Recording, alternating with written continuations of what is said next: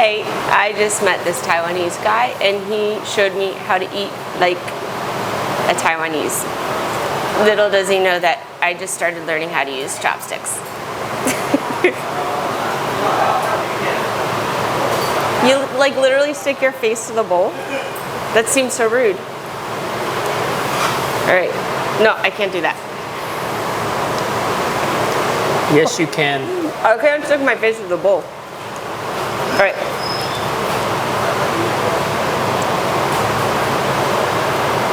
Want to try some vegetables? Sure. Aww. All right. Seriously, the more I think about using chopsticks, the harder it is for me. And it's on video. Look at you go. Before this, I used chopstick connectors, so I feel like I should get a medal. All right, fried pork, right?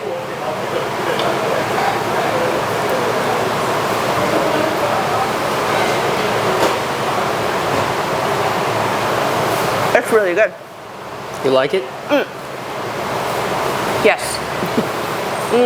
So, since you're treating to me this delicious meal, stranger, I will share some stories with you later. My name is Tiffany.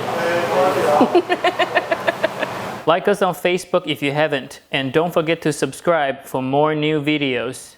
Hi, I'm Natalie. I'm from the United States.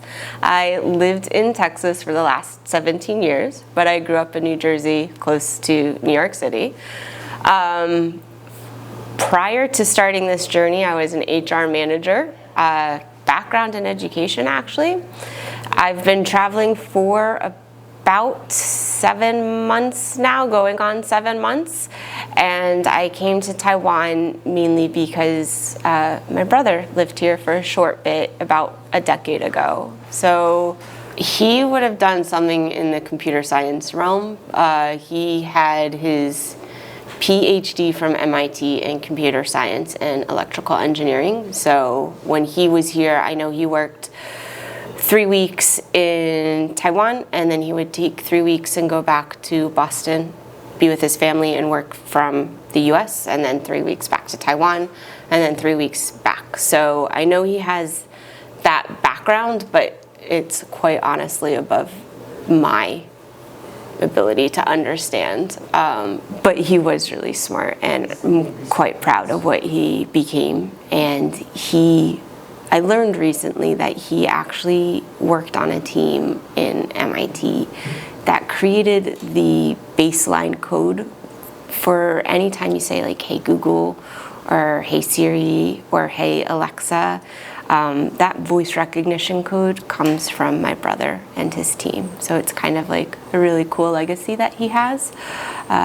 So my brother and I were closer as we got older, I would say, definitely. Especially the older and older we got. When we were kids, we hated each other, especially in high school. But as we got older, through college, through my divorce, through everything, he was kind of one of the safe landing places, I guess you could say. When I had my back surgery, he was the one that took the first shift in taking care of me. He came and he took me to the hospital, brought me home from the hospital. I asked for pancakes, and very specific because I was gluten-free then, and he made like 3 million pancakes to the point where we had to throw them out when he left at the end of the week because they were so bad. But so the main reason I am in Taiwan is because about a decade ago when my brother was here, I was actually supposed to come. We were working on trying to have me arrive here when he was working here, and we would have like, I would do Taipei on my own while he was working, and then we'd do like a long weekend traveling through whatever areas of Taiwan he deemed fit. So it just never quite worked out because he got a job back in the United States, and so it just didn't work out. So now in my journey, I've come to Taiwan to be in a place that he really loved when he was here. It's one of the places that I know he was very happy and in his life when he was here. he really enjoyed the country. So actually the first week that I wasn't volunteering, my first thing that I did was I went to his address that we had. So all we had was one address of where he used to live. Actually, I didn't even know it was that at the time. I just knew the address. So I just took the bus down from where I was volunteering, and turned out it was an old apartment building.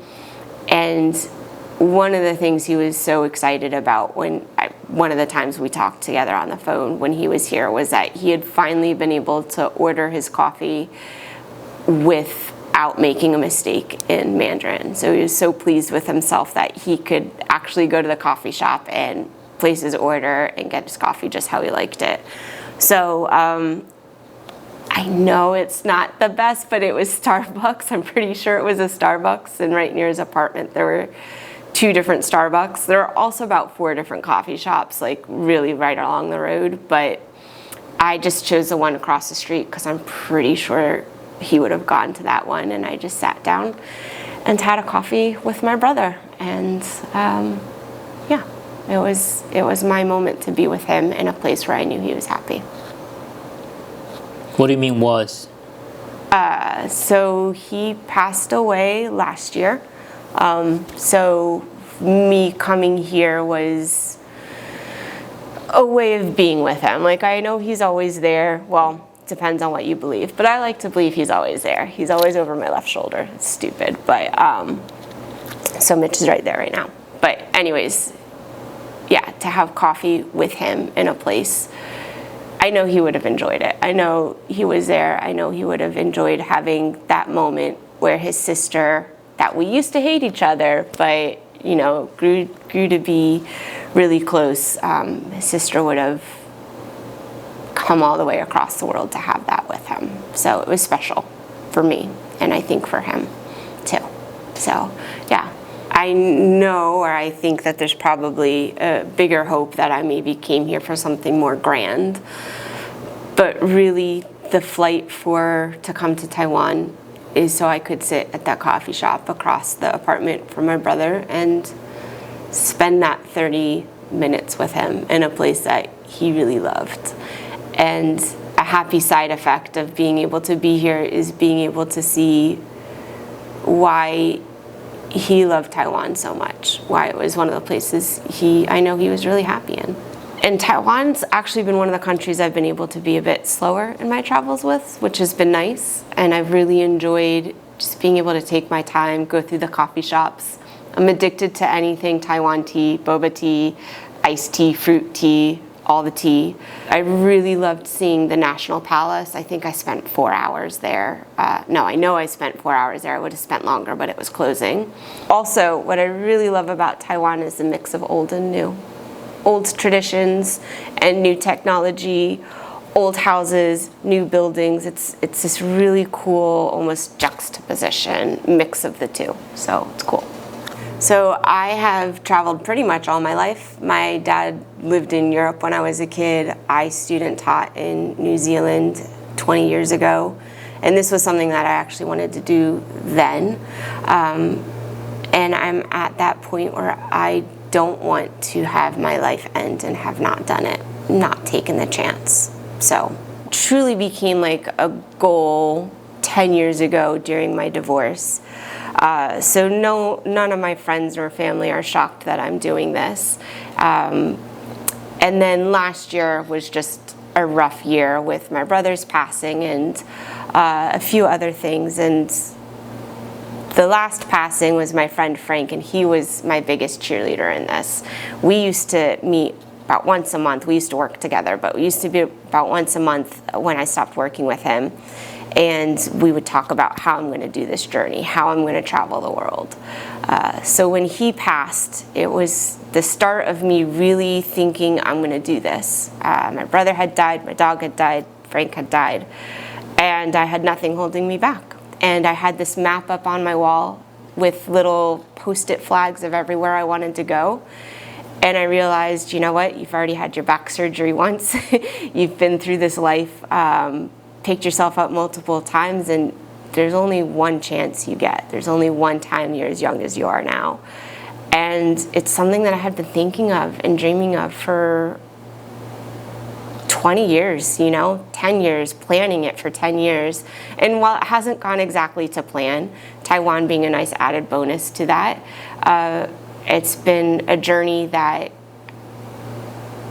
I am so glad I've taken. And if you watch my Instagram, which is not like a shameless plug, but there's been quite a few videos and quite a few moments where I've just had this extreme moment in time where I've just been so thankful and so grateful that I took the leap, that I get to experience the world and see the world and learn and eat and travel and just be what I want to be, because we don't often get to be that.